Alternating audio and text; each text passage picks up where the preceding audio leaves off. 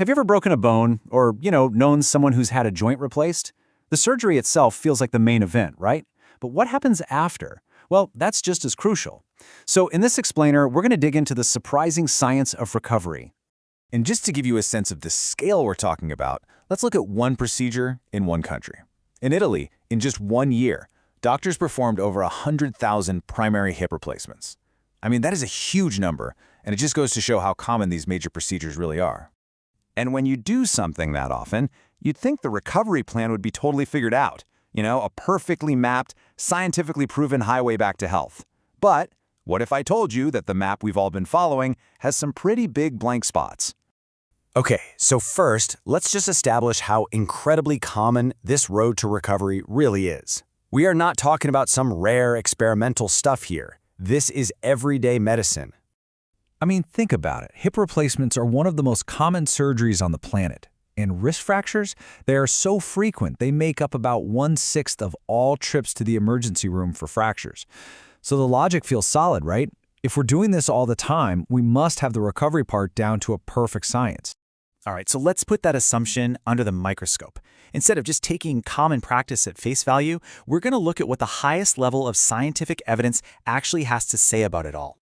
We're going to zero in on two really great sources. First up, a big systematic review that pulled together all the best evidence on rehab after hip surgery. And second, an overview of multiple systematic reviews, all trying to answer one question: how effective is exercise after a wrist fracture? So you see, these aren't just one-off studies, they are massive collections of all the research out there. And that term, systematic review, is really important here. The best way to think of it is like the ultimate book report. Instead of just one person's opinion, researchers go out and find all the quality studies on a subject. They analyze them all together, and then they synthesize one big conclusion. It's considered the gold standard for medical evidence. So, you've got the gold standard of evidence in your hands. You'd expect some crystal clear answers, right? Well, what the researchers actually found were some pretty surprising debates, contradictions, and some major gaps in what we thought we knew for sure. So let's start with a really common piece of advice: get stronger before your surgery. It's this idea called prehab. The logic is, if you go into surgery with a stronger body, you'll have a faster, easier recovery coming out. I mean, that makes total sense, right? Well, here's the twist. The evidence is totally split. The hip surgery review pointed out that, yeah, some studies do show benefits from pre-op exercise. But it also highlighted another huge review that looked at 13 different programs and found an absence of additional benefits for functional recovery. The bottom line, it's really not a settled question. Okay, so forget about before. What about after the surgery? I mean, the standard wisdom is you absolutely need a physical therapist there, guiding you, supervising your program. Having an expert watching your every move has to be better than just doing it on your own at home, doesn't it? This is where it gets really interesting, because we see this exact same debate across totally different injuries. For wrist fractures, some studies confirm supervised therapy leads to better wrist function. But then, other studies found that motivated patients doing a program at home actually saw greater improvements in things like grip strength. And for hip recovery, one review found no significant effect for supervised exercise when they compared it to a non-supervised home plan. So what is going on here? How can these really basic questions be so hard to answer? Well, the researchers from the hip surgery review put it about as bluntly as you can. They concluded that in rehabilitation, practice is still somewhat dependent on dogmas and school traditions. In other words, a lot of what we do is based on this is how it's always been done, not necessarily on rock-solid, conclusive evidence.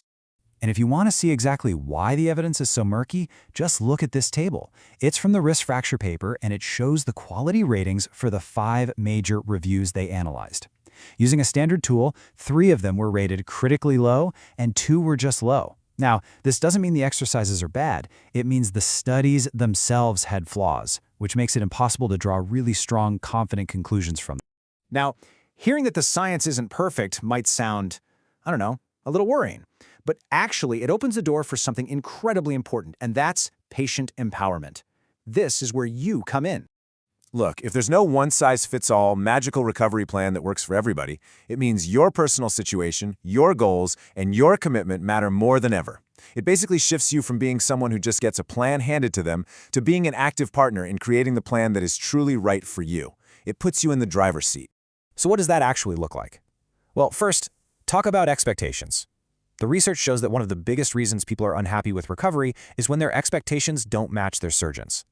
Second, understand your options. Ask, hey, what are the pros and cons of supervised therapy versus a home program for someone like me?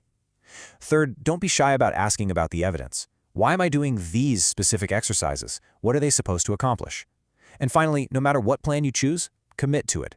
Both of these papers stress that sticking to the plan is absolutely crucial for a good outcome. So this knowledge, it doesn't just empower you as a patient, it also points the way forward for the entire field of rehabilitation. The big conclusion from the authors of both of these reviews is a really powerful call to action. They all say there is a critical need for more high-quality, really well-designed clinical trials. The goal isn't to just throw out everything we're doing now, but to find stronger scientific support for it, to finally figure out which exercises at which intensity really work best for which specific patients. And all of this brings us to one final thought. The story of recovery after surgery shows us that even in the most common parts of medicine, what we assume is settled science might just be, dogma and school tradition. And that leaves us with a pretty provocative question. What other medical certainties out there might just deserve a closer look?